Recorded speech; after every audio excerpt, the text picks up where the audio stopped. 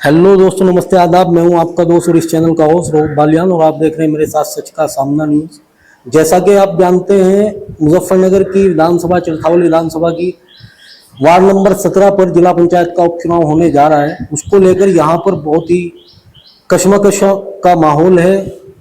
इसी के उसमें हमारे साथ आज जुड़े हैं यहाँ से प्रत्याशी श्री धीरेन्द्र सिंह जी। आइए उनसे जानते हैं किस तरीके का चल रहा है माहौल और कैसी हो रही है उनकी चुनाव की तैयारी। स्वागत है सर आपका सच का सामना न्यूज। थैंक यू शोएब भाई। सबसे पहले तो सर मैं ये जानना चाहता हूँ कि चुनाव हो क्यों नहीं रहा है, क्या मसला हो रहा है, चुनाव क्यों नहीं हो पा रहा है? ये यहाँ से जो है मुजफ्फरनगर प्रशासन द्वारा शासन को संस्तुति करके भेज दिया था, क्योंकि जिला पंचायत के एक्ट में एक थोड़ी सी 2-3 शब्दों का कहो हेर फेर है या कुछ है।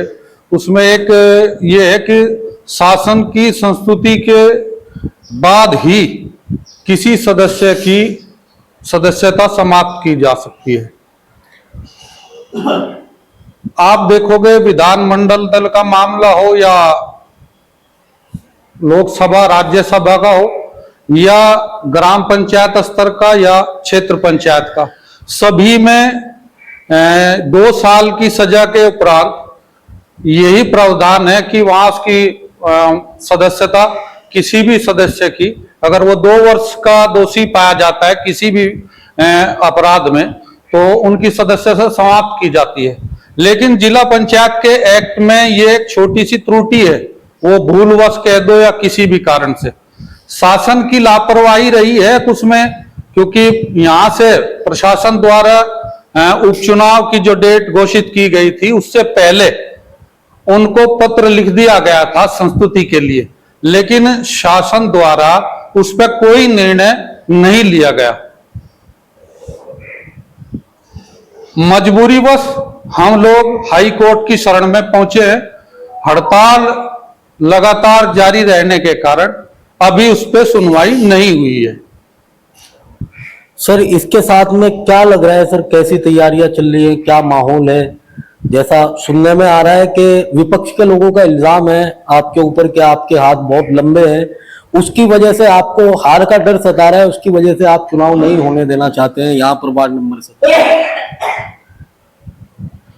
अब ये जो चीजें मैंने बताई हैं, अब इसको आप ये विपक्ष की खींच कह लो या नासमझ, या कह दो कि भाई कोई व्यक्ति किसी भी तथ्यपूर्ण चीज से या जो भी आपके सामने चीजें हैं जो लिखित में है, या जिसको कहो कि भाई सब चीजें सब तथ्य आपके सामने है, उनसे मुंह फेर लेना और झूठ बोलना, उसको आप झूठ को सच नहीं बना सकते और सच को झूठ नहीं बना सकते।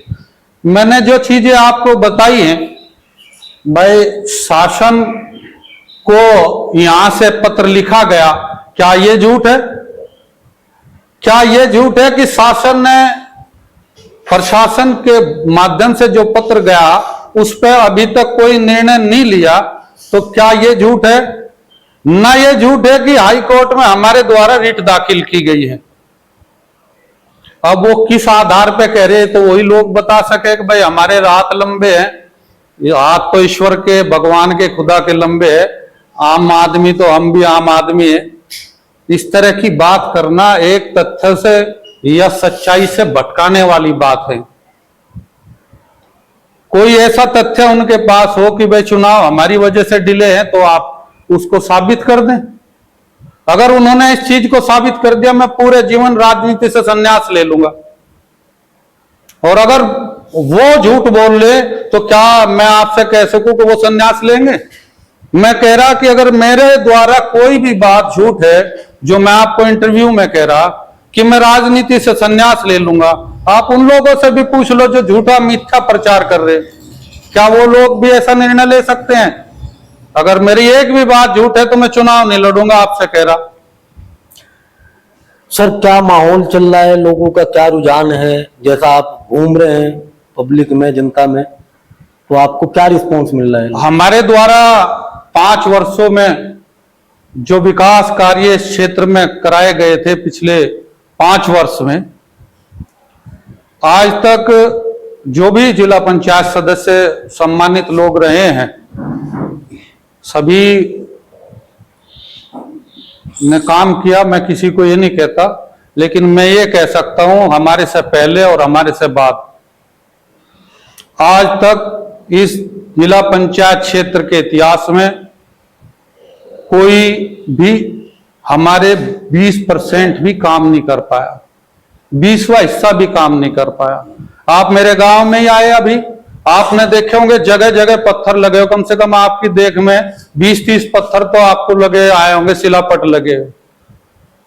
तो ये उस चीज की, भाई मान लिया एक जनता ने किसी कारण से एक अच्छे के लिए आदमी निर्णय ले देता है, एक निर्णय ले दिया, मुझे हार का सामना करना पड़ा, जिसको हम स्वीकार करते हैं, और विपक्ष का यहाँ कैंडिडेट जीतता। लेकिन पूरे 2.5 वर्ष में 2.5 साल का जिला पंचायत का कार्यकाल पूरा हो गया, कोई एक कंकर भी जिला पंचायत के माध्यम से या उन्होंने किसी और माध्यम से लगाया हो तो मुझे बता दें।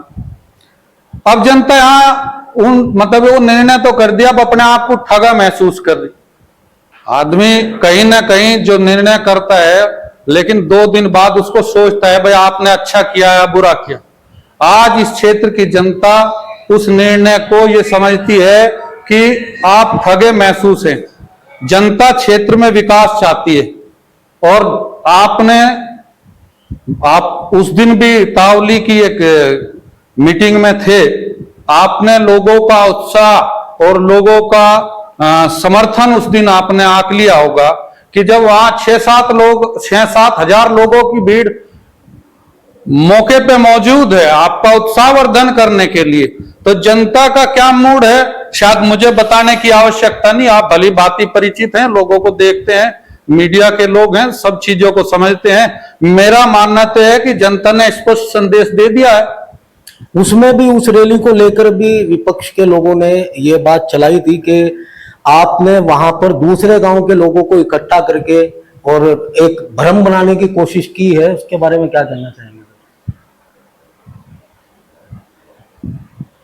ये तो एक ये कहना कि भाई खिसियानी बिल्ली खंबा नोचे, आपने कहावत सुनी होगी।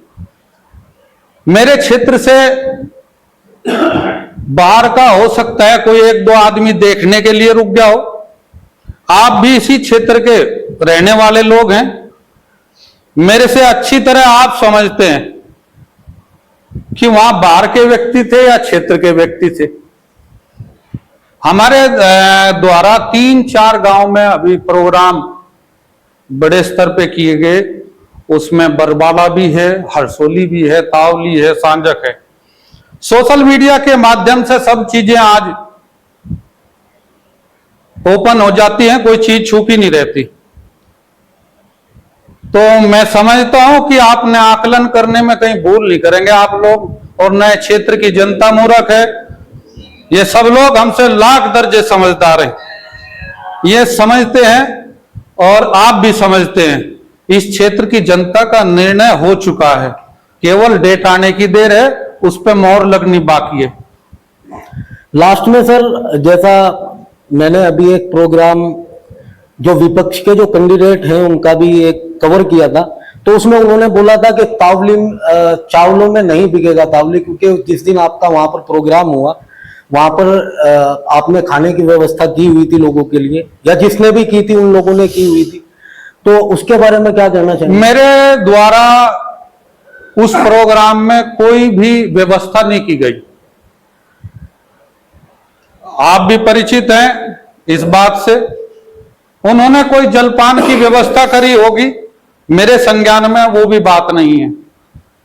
आप अतिथि के रूप में हमारे पास आए तो हमारा दायित्व बनता है कि हम आपका भगत सत्कार चाय पानी जरूर करें। क्षेत्र की जनता वहां इकट्ठी हुई, अगर उन्होंने चाय पानी की व्यवस्था करी या किसी और चीज की खाने की व्यवस्था करी, तो मेरा मानना यह है कि क्षेत्र की जनता के अपमान के शब्द नहीं कहने चाहिए। क्या चावलों में बिकने की बात कहने वाली बात सही है? आप सहमत हैं या क्षेत्र के लोग सहमत हैं? अगर आप जल पान की व्यवस्था आप यहाँ करके मैं आपके पास जाऊं या आप मेरे पास आए और आप या मैं आपका जलपान कराऊं तो क्या हम एक दूसरे को खरीद लेते हैं? तावली के लोग, इस क्षेत्र के लोग बहुत स्वाभिमानी किस्म के लोग हैं। ना बिकने का इस क्षेत्र के लोगों का काम है और ना ही तावली गांव के लोगों का काम है। ये उन लोगों की तौहीन करने का काम किया गया है, उन्हें अपमानित करने का काम किया गया है। अगर विपक्ष के कैंडिडेट के घर ही 10 लोग चले जाएं या वो कोई अपना प्रोग्राम करें तो आज से पहले भी किए होंगे, उन्होंने भी किए होंगे और जलपान की व्यवस्था भी चुनाव में करता है व्यक्ति, तो क्या वो लोग खरीद लिए जाते हैं जलपान की व्यवस्था करने से? तो मैं तो सरासरी कहता हूं कि इन शब्दों से इस क्षेत्र की जनता का और तावली गांव के लोगों का अपमान किया गया है। तावली गांव के लोग, इस क्षेत्र के लोग बहुत स्वाभिमानी हैं। इस तरह की बात कह के उनके सम्मान और उनके स्वाभिमान को ठेस पहुंचाई गई है। तो ये थे हमारे साथ वार्ड नंबर 17 से जिला पंचायत के उम्मीदवार धीरेन्द्र सिंह जी। इन्होंने अपने विचार हमारे साथ साझा किए। मिलते हैं आपसे नेक्स्ट वीडियो में, तब तक के लिए धन्यवाद। धन्यवाद सर। Thank you.